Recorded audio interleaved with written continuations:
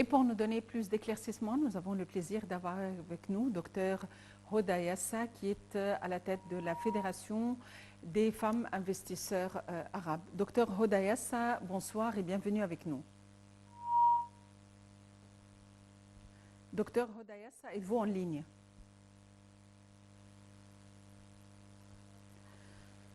Apparemment, il y a un incident technique et nous allons avoir Dr Hoda Yassa tout de suite.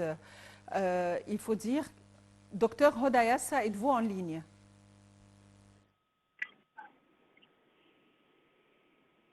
J'ai du mal. Dr Hoda Yassa, est-ce que vous m'entendez? Oui, je vous entends bien maintenant, c'est très bien. Oui, bonsoir et bienvenue avec nous. Merci beaucoup. Dr Hoda Yassa, l'Égypte fait partie de ces pays qui viennent d'adhérer le BRICS au mois de janvier 2024. Tout d'abord, Oui. Quels sont les facteurs qui ont fait que l'Égypte était un bon candidat ou un candidat propice pour l'adhésion au BRICS? Vraiment, c'est un grand plaisir et honneur pour l'Égypte et en même temps pour le BRICS. Étant donné, nous, on est comme peuple plus que 100 millions et 20 personnes. Alors, on est un grand marché déjà. Et en même temps, l'Égypte a une politique stable et ferme et qui vraiment ouvre beaucoup de chances aux membres du BRICS. Étant donné qu'on peut avoir une coopération sur le niveau commercial et le niveau investissement et le niveau industriel. Surtout que nous, on est la porte vers l'Afrique. N'importe quelle collaboration entre nous et les pays du BRICS va ouvrir des portes très importantes pour ces pays-là. Et en même temps, et nous aussi, les pays du BRICS, va nous ouvrir beaucoup d'opportunités qui va donner un résultat très positif sur le niveau économique. Et nous, comme Union des femmes investisseurs arabes, on a commencé, on a été invités il y a d'ici le mois passé exactement, là où on a été invités comme invités d'honneur pour représenter les femmes en Afrique et dans le monde arabe. Et déjà, on a signé un contrat qui a un rapport au tourisme sur les 3 niveaux. Le premier niveau, c'était pour le tourisme sur le niveau religieux avec la Jordanie. On va faire une relation directe entre la Russie, Moscou, et l'Égypte et la Jordanie qui donne un grand support pour le tourisme religieux pour les chrétiens.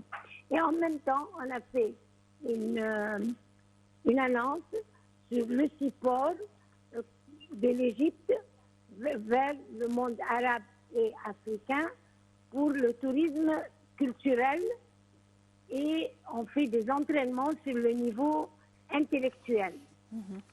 Et la troisième chose qui est très importante, aussi on a fait pour le tourisme vers la santé et les hôpitaux. Ça c'est en collaboration avec le ministère de la Défense. Étant donné qu'ils ont des hôpitaux très élevés, avec grande qualité, avec des docteurs bien spécialisés et des docteurs de haute classe, et en même temps et des consultants. Et aussi on a des hôpitaux avec des instruments très modernes et très importants et rares de trouver ça dans beaucoup de pays africains. Alors, ce qui fait que la coopération entre nous et les pays du BRICS et vers l'Afrique va nous donner beaucoup de support pour ces deals, comment dirais-je, pour ces contrats qu'on a signés à Moscou avec les femmes d'affaires de la Russie, de Bélarus et de la Pologne. Oui, Docteur Hoda, c'est des grandes opportunités. Oui. Docteur Hoda Yassa, quel est l'avantage au niveau politique et économique de l'adhésion de l'Égypte au BRICS? Qu'est-ce que ça va nous rapporter? Ça va nous rapporter sûrement beaucoup de support sur le niveau économique, parce qu'étant donné que ce BRICS, on pourra investir, on pourra faire des échanges commerciaux sans utiliser une monnaie étrangère, ce sera la monnaie égyptienne et la monnaie de la Russie, par exemple, et du pays du BRICS. Alors ça va beaucoup aider pour l'économie en Égypte, pour réduire l'effet du dollar sur notre économie.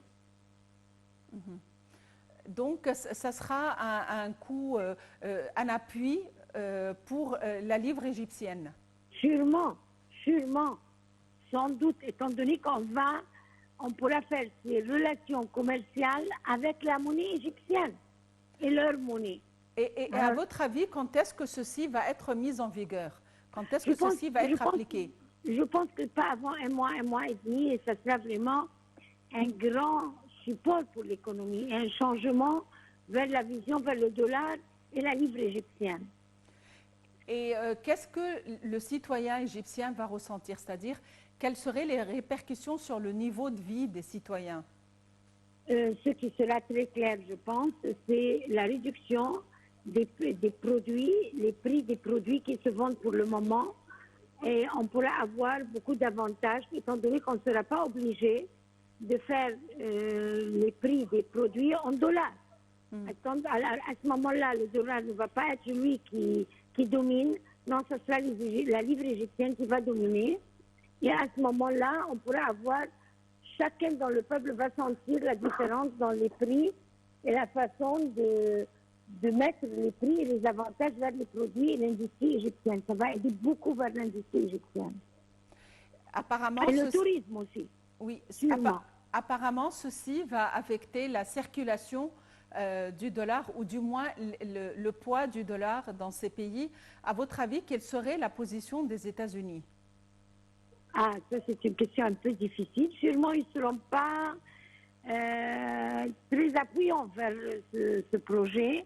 Mais nous, notre président, quand il prend une décision, il fait bien des études autour et sûrement, il a bien étudié le résultat de notre rentrée vers le BRICS, surtout qu'on n'est pas les seuls dans le monde arabe. Il y a l'Arabie Saoudite, il y a les Émirats, il y a beaucoup d'autres pays qui se sont mis aussi avec le BRICS. Je pense à ce moment-là, les Américains n'auront pas beaucoup à faire parce que quand les Arabes tous vont s'unir, et ce sont les ressources essentielles du pétrole vers l'Amérique, je pense qu'ils vont réfléchir plusieurs fois à être contre.